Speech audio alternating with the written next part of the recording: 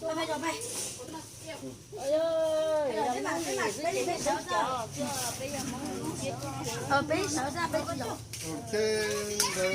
là rổ đó, có rổ tôi cho pha thì có rổ một cân thẳng.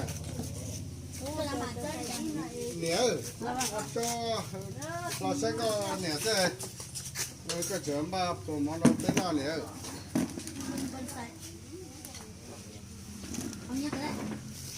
nè chứ nó bé mà sướng rồi Nhớ có tờ lần tên nó nè, là rổ bật đi từ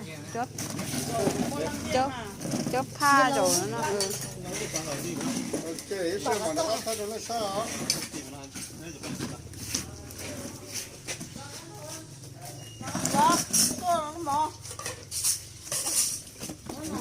Nó ra từ chớp pha này. Nhá. bé mà sướng rồi nè bé sướng rồi nè chú ơi ông Có nó chớp pha rổ nó ha, cho nhà rổ nó.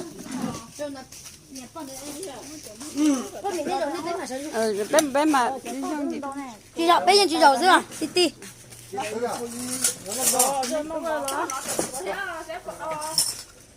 bé sướng rồi bé nằm bờ phê chưa con bật phê mình ăn đi tâm rồi bé tâm rồi ông có chị dậu nè cuộc sống to mà.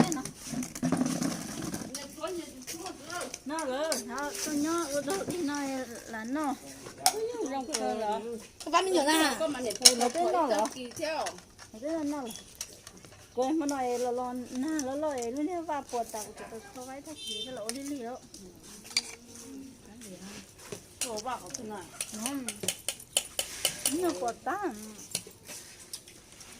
wow mình thấy nó đây này là một tờ nè có tới non đấy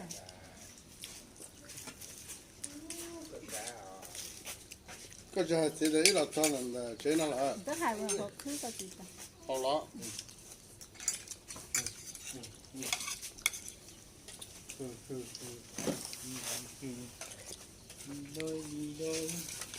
Nó rộng.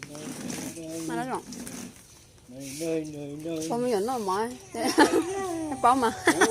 cào này có một mấy cái đó ôi bạn cào nó đang cắn nó còn gì Tụi chú chuyện là nó không ý tỏ nào đâu. Chịu hơi lụi hết lắm. Là chịu rồi. nó mọc còn lại ta lăng Họ cái là